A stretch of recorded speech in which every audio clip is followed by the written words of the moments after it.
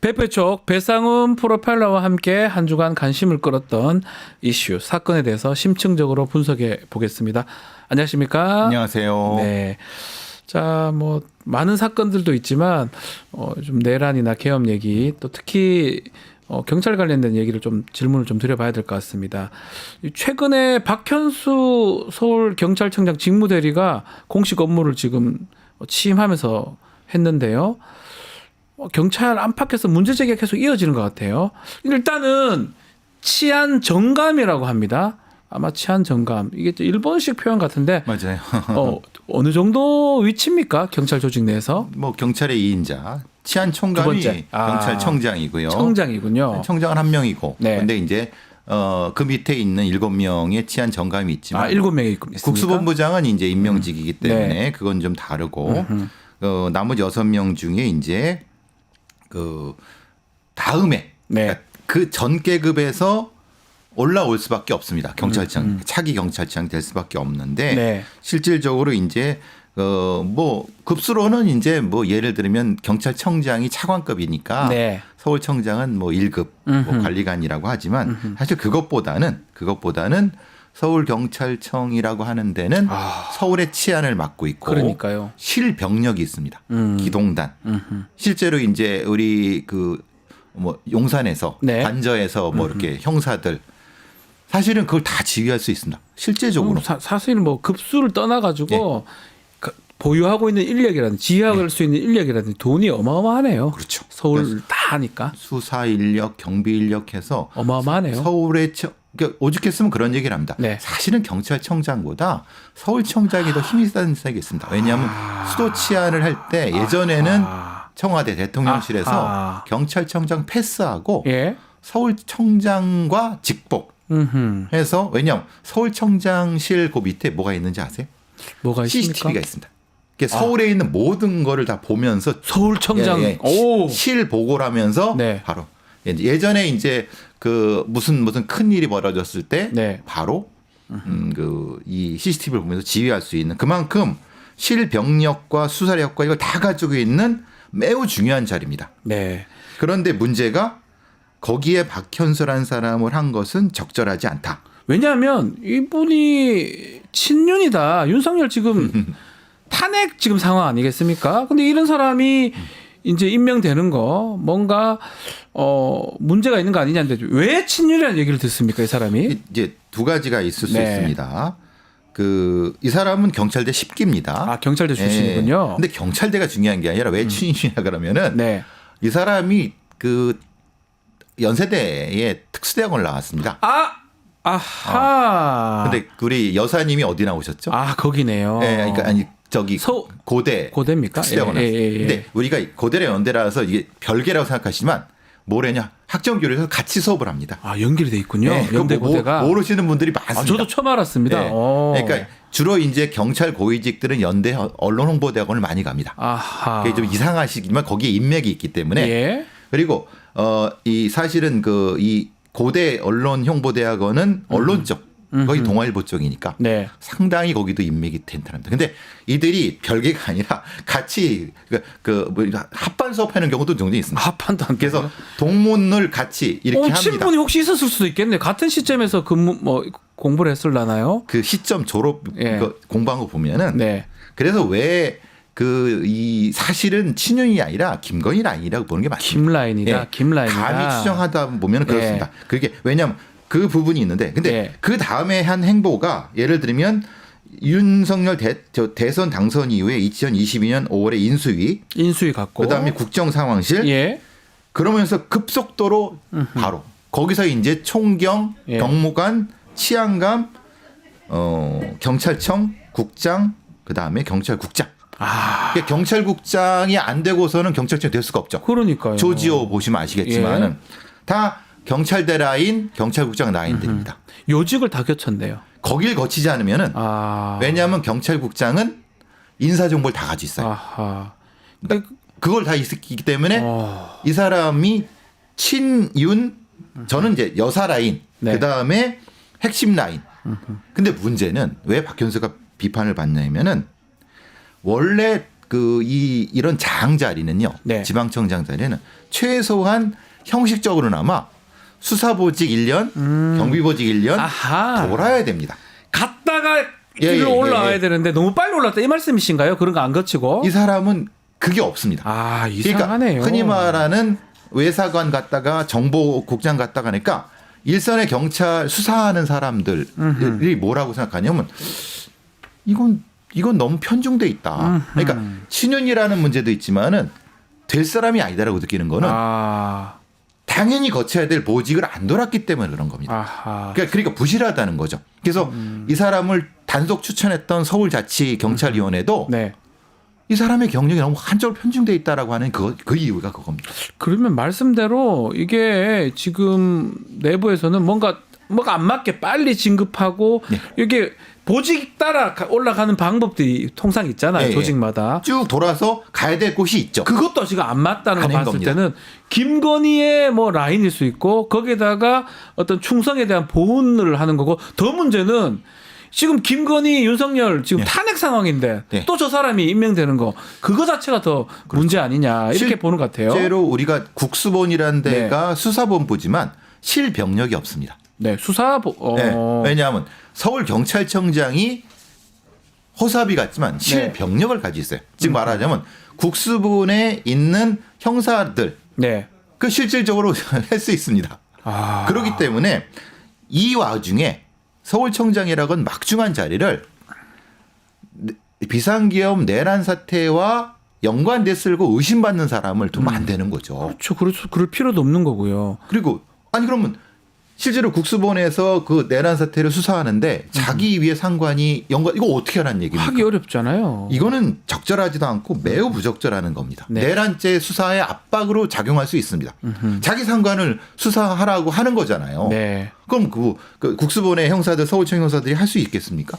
많이 부담스러워하죠. 남재현 신임 경찰국장 여기에 대해서 동기입니다. 박현수랑 식기 동기입니다. 그렇습니다. 그러니까 같은 충청권 라인에 그리고 사실은 제가 뭐 말씀 못 드리지만 어쨌든 같이 쌍둥이라고 하는 얘기도 있습니다. 쌍둥이라고요? 예, 둘을 쌍둥이 소위 말하는 올라가는 게 우리가 이렇게 표현한 건데 샴 쌍둥이라고 아시나요? 예, 알고. 그런 얘기도 듣고 몸은 있습니다. 하나인데. 그래서 그 정도로 그러니까 둘을 경찰국장과 서울청 박은 것은 이건 명백한 의도가 있다는 겁니다. 의도가 있고 앞으로 이제 탄핵이 진행되고 또 뭐 소요가 있을 수도 있잖아요. 경찰들이 이걸 막아야 되는데 그러니까 이 사람들이 한다. 최악이고 이런 생각. 저는 이건 아닌데 이렇게 생각하는 거는데 헌법재판소나 뭐 어디든 실병력을 경비병력을 지휘하는 건 서울경찰청장입니다. 그럼 적게 투입하면 어떻게 되죠? 그러니까요. 서부지법에 떨렸잖아요. 그래서 사실은. 그래서 헌법재판소가 제가 위험하다고 뭐 하는 거는 이건 뭐 이렇게 공포를 주려고 한 게 아니라 그냥 가능성, 추측성 이런 사람들이 그걸 지휘하니까 어떤 돌발 사태가 있는지 모른다는 거예요. 그래서 이런 사람은 여기 있다 하면 안 되는 건데도 이렇게 해서 누가 했는지 좀 소상하게 행안위에서 밝혀봐야 된다. 왜 하필 이 사람을 이 두 사람을 진급을 시켜서 했는지. 자, 오늘 지금 임광재 씨라고 아십니까? 네. 알아요? 아니 뭐 이름 들어본 것 같은데. 그러니까 임광재 씨가 뭐 팬분 같은데? 예, 우리 배상훈 교수님 화이팅 그러면서 저 깜짝 놀랐습니다. 저희가 뭐 아침에 이렇게 뉴스 시사 이렇게 보도를 하다 보니까 이런 슈퍼챗 같은 게 이제 안 오는데 아마 교수님을 엄청 좋아하시는 분이 아니었나. 그래서 졸렸는데 빨간 슈퍼챗 때문에 잠이 확 달아났다고 로또님께서도 말씀을 주셨습니다. 임광재님 감사드립니다. 배상훈 교수님 화이팅 이렇게 글을 주셨습니다. 아유 깜짝 놀랐습니다. 자, 하여튼 인사도 문제가 되고 경찰 얘기 또 한 번 더 좀 더 짚어봐야 될 것 같습니다. 백혜령 경정 이야기인데요. 몇 달 전에도 뭐 백혜령 경정 얘기를 했습니다. 이게 마약 사건 관련된 거 안 아시는 분들 알 겁니다. 백혜령 경정하고 또 배프님도 잘 아시는 것 같은데 어떤 분이십니까 이분? 그러니까 진짜 밑바닥부터 형사만 한 분입니다. 밑바닥이면 순경 출신이세요? 그렇죠. 네. 그래서 아주 거기서 잔뼈가 굵은 베테랑 형사고 이런 분들이 많이 없습니다. 그리고 순경에서 경정까지 와 정말 많이 올라갔네요. 그것도 수사만 해서. 수사만 해가지고. 그러니까 다른 거 저기 작업면 안 하고. 예. 그러니까 이런 분들이 사실 귀한 분들입니다. 귀합니다. 예, 영등포 경찰서 형사 이과장이고 네. 진짜 골수 형사입니다. 하하. 그러니까 다른 쪽에 뭐 이런 거에 신경 안 쓰는. 근데 문제는 뭐 며칠 전에 PD 수첩 MCB 나온 것처럼 예. 세관 마약 수사를 그냥 FM대로 했는데 원칙대로 했는데 근데 문제는 그 공보규칙 위반 징계받고 검찰과의 마찰을 이유로 경고를 해갖고 형사만 했던 사람을 지구대장으로 쫓겨났어요. 하고 지구대장 가 있더라고요. 네. 강서구에. 이게 뭐 하는 짓이냐. 그러니까 아니 경찰의 수사 역량을 올려야 될 판에 네. 진짜 수사할 사람을 지구대장으로 가서 뭐 하라는 얘기냐. 네. 근데 핵심이 그게 이제 말하면 흔히 말하는 관세청장. 그 마약 사건. 예. 2023년도에 있었던 마약 사건. 그리고 조병록 경무관. 네. 그리고 서울경찰청장 뭐 전 관련된 여러 가지 면에서 이게 문제가 있는 거기서 뭔가 압력을 행사한 거 아니냐. 네. 이런 의심을 받는 거죠. 사실 2024년 3년도 10월입니다. 당시 영등포 경찰서 백혜령 경장이 영등포 경찰서에 있었던 거로 알고 있는데 마약 사건 수사 브리핑이 있었고요. 이때 말레이시아 마약 조직이 국내에 반입한 필로폰이 74kg 이건 너무 어마어마합니다. 수천억 원대의 마약. 수십만 명이 투약할 정도. 그렇죠. 우리나라 두 번째라고. 역대 두 번째. 예.